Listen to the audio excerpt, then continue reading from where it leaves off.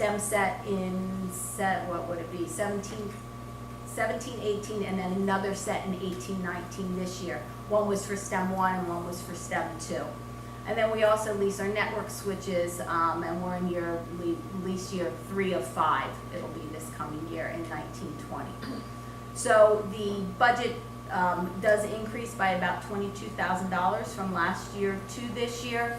I think the difference here is in lease year for the class of 2022, my original estimation, because it's always an estimation, was low. So this year I'm estimating a little bit higher, just to make sure that I cover that. And then when the actual leases are cut, then that number can probably come down. Okay. The other part of the 400s, purchase property services, are our maintenance contracts. And this is almost, falls in line with what Kelly was explaining for, Johnson Controls. So we have maintenance contracts so that if we do have something that goes wrong, we have somebody that we can call and things are covered. The maintenance contracts that this individual purchase property object code covers is for VMware, and VMware is our virtual server farm environment. Barracuda is our email archiver. Jamf is our mobile device manager for all the iPads. And then SmartNet is the contract that covers our Cisco, much of our Cisco equipment. You're going to see that there is a decrease here, and that decrease is because we're looking to get rid of the iBoss filtering client based on something else that you'll see in a subsequent slide here. Right now we have iBoss, which is our content filter, and we have to pay a maintenance fee on the iBoss client. We're looking at a firewall that will do the filtering right on the firewall, so we can get rid of that. So that's why we're seeing a decrease here. So this slide just puts the 400s all together here, so it's just a summary of the past 2 slides. So overall there's a decrease of $690 between the leases and the maintenance contracts. Okay, so we do come down a little bit there. So the 500s are other purchase services. So, and this includes our transport services, so our internet transport services. So we contract with Bucks County IU for it's called the RLAN, which is Regional Wide Area Network. So we do get our internet. They are our ISP for the RLAN. Then we also contract with Synesis for the wide area network, and that's the fiber between the buildings. Then we're also tasked with the general property and liability insurance in this other purchase services, and then travel for the technicians between buildings. So you're going to see a decrease of $1,500 here, and that is mainly because, and I think we talked about, we actually have vans now, that transportation. We got cool soccer mom vans, we call them. So they're the old vans from transportation that Mr. Geiger has very kindly allowed us to use. So the techs, we had 4 of them, we're down to 3 of them. One just got put out to pasture. But the techs don't have them. not the tech, no, and not Mr. Geiger. Don't tell him that, although he is retiring, right? So he's on his way out to pasture. Back, way off the fence. So we're able to decrease the mileage, basically, between buildings, is what I'm trying to say here. Oh, yeah. So what does that cover? Just the travel? It seems like a high number. It's a high It's all, number. it's It's above, the vehicle, above it's all 4 those items. bullets. It's all 4 items above. It's everything. Oh, no, It's it's not add- travel. Oh, It's not, yeah, okay. okay. Oh, yeah, Okay. we're going to Hawaii. Wow, we're Yeah. like, I want to get tech now, Yeah. don't you? I'll No, travel more that's total. So that's the total for the internet transfer. I know You were thinking, boy, you have an opening on there. How would they travel? traveling to like IT Jamaica. is supposed to be. Yeah, IT is a place to be. No, it's like from central to south and back. Yeah. So. Okay. Now the 600 software and supplies. This is an ever-growing category. So the 600 category has all of our software subscriptions. So this is where Power School comes in, or SIS, annual subscription fee. Power School registration, which is an annual subscription fee. actually eFinance Plus now is also Power School. Power School is taking over the world. It's their annual subscription fee and support. Then we have Board Docs, which, you know, you guys are very familiar with, that annual subscription fee and support. ClassLink is the SSO program that we are piloting this year now at the elementary levels. Wonderful success. So it's allowing students and staff to log into a central portal, and all of their apps are in one central portal, and you can actually do a single sign-on now. So it's increasing the time for instruction. It's alleviating frustration in the classroom for the teachers, for the students. So we've rolled it out to the elementary schools, and then we'll be rolling it out to the middle school and the high school next year. So that, I'm splitting with curriculum, ClassLink. Not only do we have software in this category now, but they took away at one point the equipment line item. So any equipment that is not leased is thrown into the 600s as well. This just keeps growing. So the middle school technology cost would be that for the 600 laptops that we talked about, you know, in previous meetings, that will be pumped into the 6th grade next year. We're looking at purchasing an iPad for every elementary teacher. We had an elementary focus, technology focus group that met, and we were trying to gauge, you know, whether what's the device of choice for the different levels of students within the elementary schools. It seems like K to 2-3, the device of choice is the iPad. 4-5, they love the iPads, but we're telling them they have to use the laptops as well. So what they're doing right now is each teacher does not have an iPad, so when they're teaching a lesson, they're actually taking an iPad away from the student, basically. So we're looking to actually give a device to the teachers at the elementary levels. So instead of them having to say, all right, I have 5 iPads that I can use, and now I'm using one, so my students only have 4. This way they'll have an iPad and a laptop in the elementary buildings. We're also looking at adding 30 additional iPads per school, again, to keep up with what they're asking for at the elementary level. 30 laptops in each school. We're pulling, we still have at the elementary level, some of the labs that are out there are still iMacs. They were purchased in 2011, and we have them running Windows virtually. We've repurposed them. They really have to go. So we can't get them, we keep trying to update them, and the techs do a wonderful job of getting them updated, but we have, you know, all kinds of driver issues, we have sound issues. They take a lot of time to keep them running. So we're going to be pulling them, and then we'll provide an additional 30 laptops per school.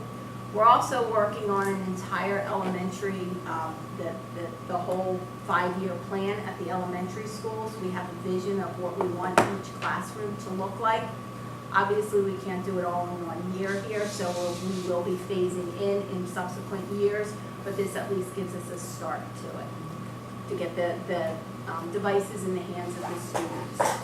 This also covers printers, projectors, adapters, docks, consumables, which would be bulbs for the projectors, office supplies, cleaning supplies. So everything is kind of lumped into here. You can see that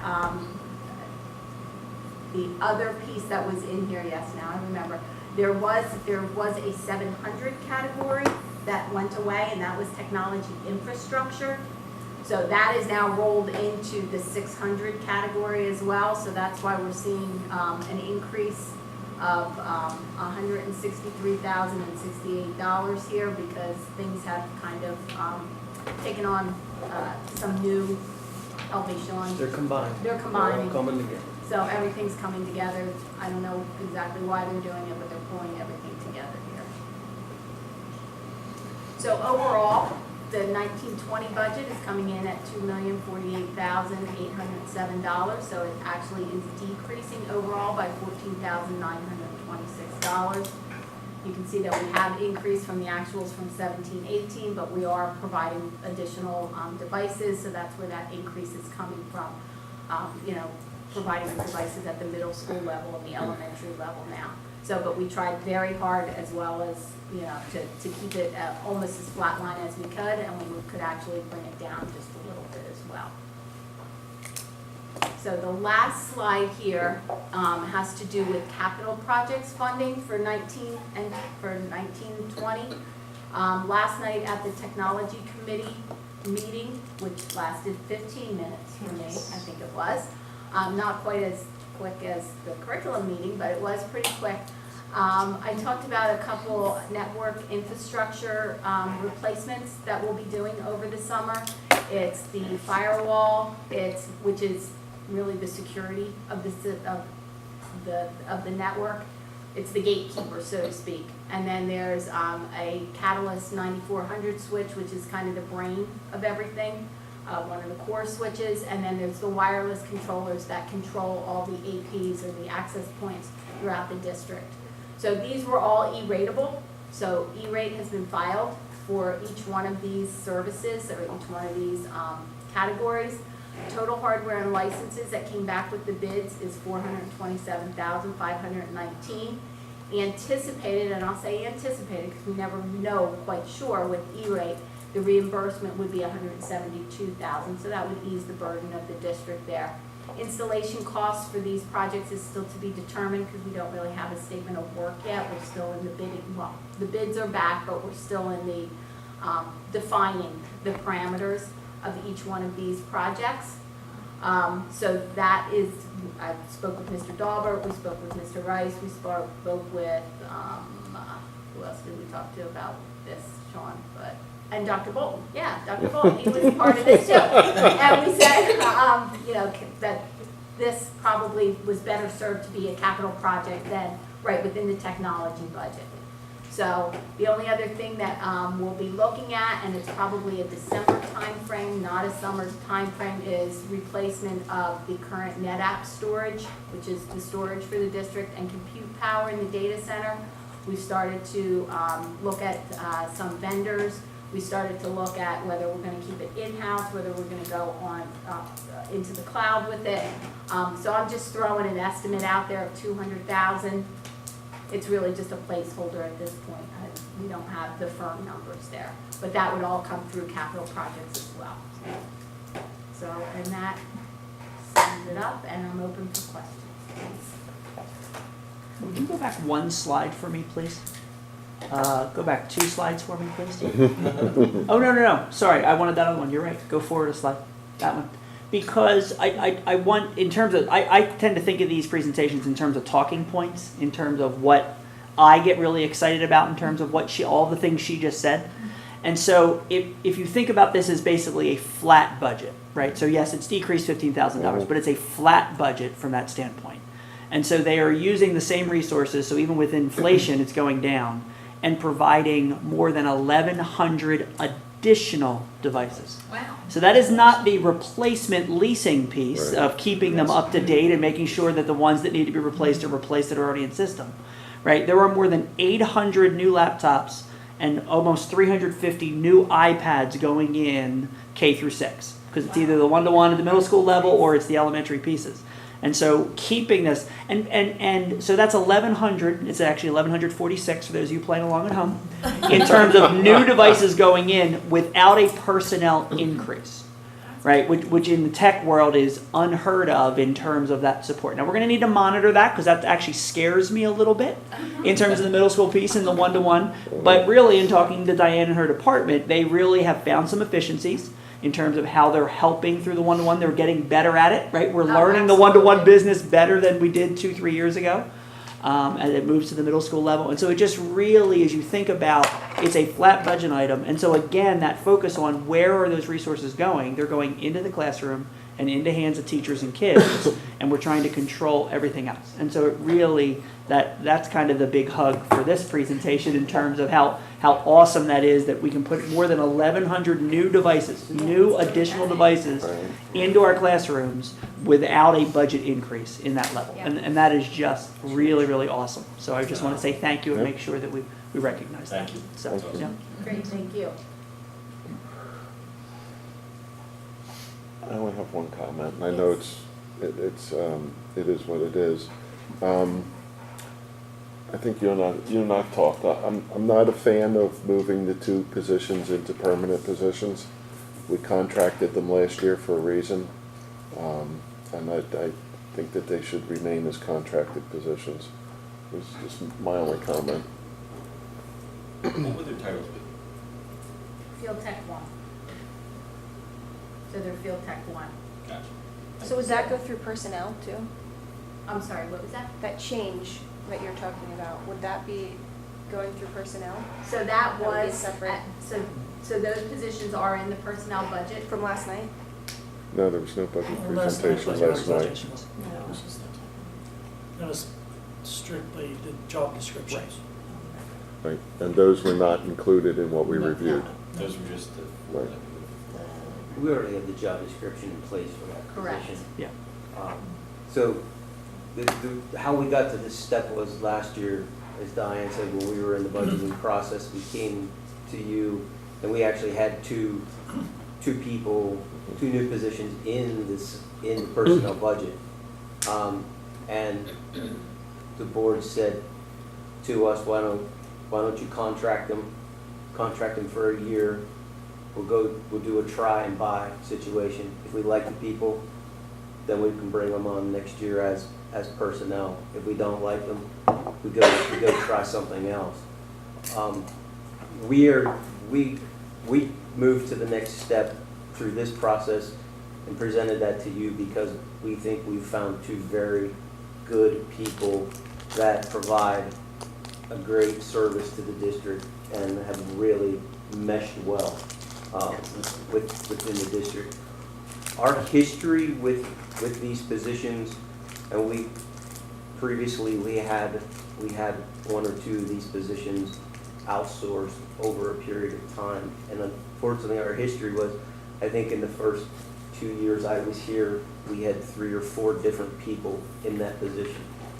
When we got somebody trained, we got them up and running, they would go. They would leave the district, they would leave the contracting company because they found something that had benefits and was a permanent situation. And we suffered a great deal through that process just because as we trained them, they left us.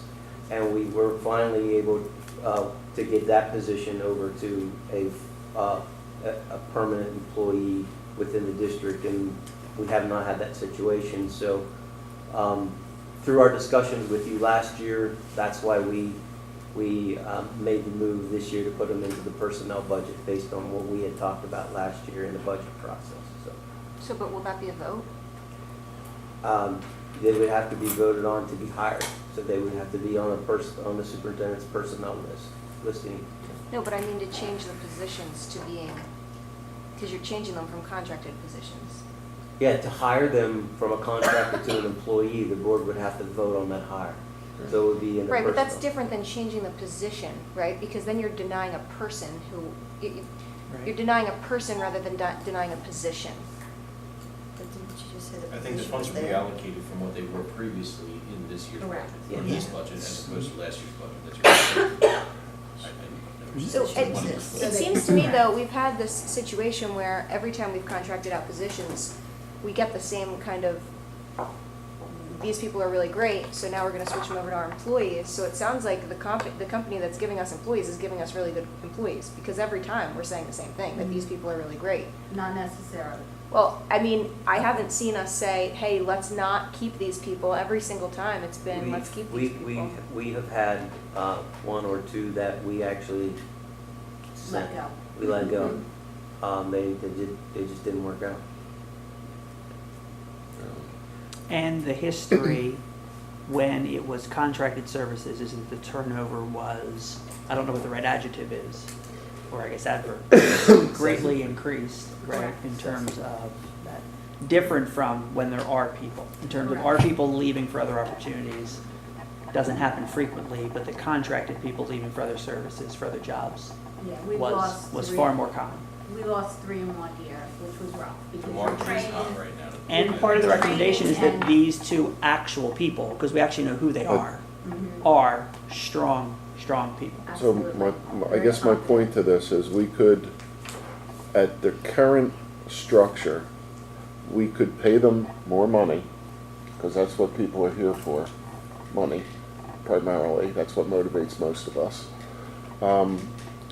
We could pay them more money and not incur the 30-year liability of medical and pension. Same for like a year. Well, you're going to lose them anyway. If you keep the pay structure the same, you're going to lose them anyway. The benefits are comparable to other corporate structures. You're going to lose them anyway if it's a pay problem. And then we'll be back here next year talking about we need to increase the pay to keep these people. In the So- last 4 years, we've lost Correct. one of our hired techs that went somewhere else, and he went to the IU. Yes. He went to the IU, and kind of got a promotion and moved to the IU. Other than that, all of our Pennridge employee techs have been consistent in the last 4 years. But to Bill's point, we didn't, that is what happened. A year later, he came back and said that they're doing so well that the pay got increased, so probably that's why. So I think he's predicting exactly what, because that was what happened last time. Mike was not a contractor. He was not a contracted employee, the one who went to the IU. I'm not talking about that one. I'm talking about the other ones. Like I said, that's just I my, can take both my, perspectives of it. I've been a contractor, and I've been an employee. I make a lot more money as a contractor. I And- went back to being a contractor. and that, It's just reality, I make more Right. money. so you could bump the pay structure to keep them Absolutely. happy and not Yes, we incur have. the long-term liability. But you're an independent contractor, or do you No, work I for? work through somebody, and Work I for- always, every year I'll talk to me like. are we Which is doing what good? which is the same as this is the same situation, where they work through a company and there's a, Right. so it's And what, basically what you and what do. would be the difference if we brought them on as our own contracted position? I mean, we're paying somebody else, which may be giving them some benefits to some level, depending on the structure, right? You've seen that, or maybe you already have that, in your structure. What would be would there be a benefit to bringing them on as our contracted? And again, providing some incentive to those individuals with a bump in pay, and it would keep our overall costs about the same, maybe a little less, maybe. Well, we're not going to maintain 2 techs on a contracted service and pay them more than the existing techs in Okay. terms of wage. Right, from that, we're not going to have people doing the exact same work and have, because we're paying these people benefits, we're going to Yeah. pay these people extra salary. Okay, And the sense. recommendation is what it is because of the 2 people and the amount of work that needs to be done, right? I mean, we did look through the tickets, and the tickets will be higher this year, and they'll again be higher again next year, because we're putting in 1,100 more devices, You're right? adding the devices. And so It has from to that happen. standpoint, without the personnel increase, but to solidify these 2 high-quality employees is why the recommendation is what it is in terms of bringing them on board Retain as the talent, Pennridge, to keep them, and then train them. right? And I understand a year ago why the conversation was, let's give it a shot, right? Because we really did try to buy, right? And Correct. so we've tried, and in this instance, but there have been, is what I'm hearing, instances in the past where perhaps have not come to the board, where when we've tried, we didn't buy Correct. and moved on to somebody else, as well as those people more frequently leaving because they don't have the security of, Correct. I'm here, right? The school districts are secure. People feel good about jobs in school districts. They don't often feel that way through contracted work because that's much more year to year, right? Because these Right. conversations happen. So that's why we're recommending that these 2 individuals be brought on as full-time.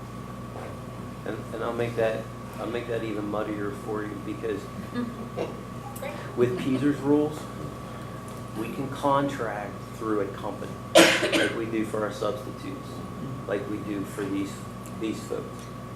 But we can't contract ourselves for Okay. people that we Oh, that also makes have as employees. The same. Right, yeah, It's the that makes same- sense. Okay, Yeah, Right. and then Peasers looks at that and says, you can't do that, you gotta, Yeah. you- Right. so it's, when you add the Peasers live on in a top of different world, everything. sorry. You do, absolutely, Exactly right. Absolutely, you do, and I understand that. And our world, your world's crazy and our world's some crazy plus In a one, I different think. way. Yeah. I get it. Yeah.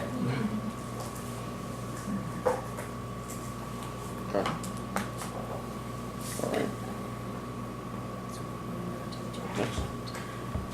Who's running this? Ready? Ready? Yeah. Moving the clicker. Ready? Move the clicker.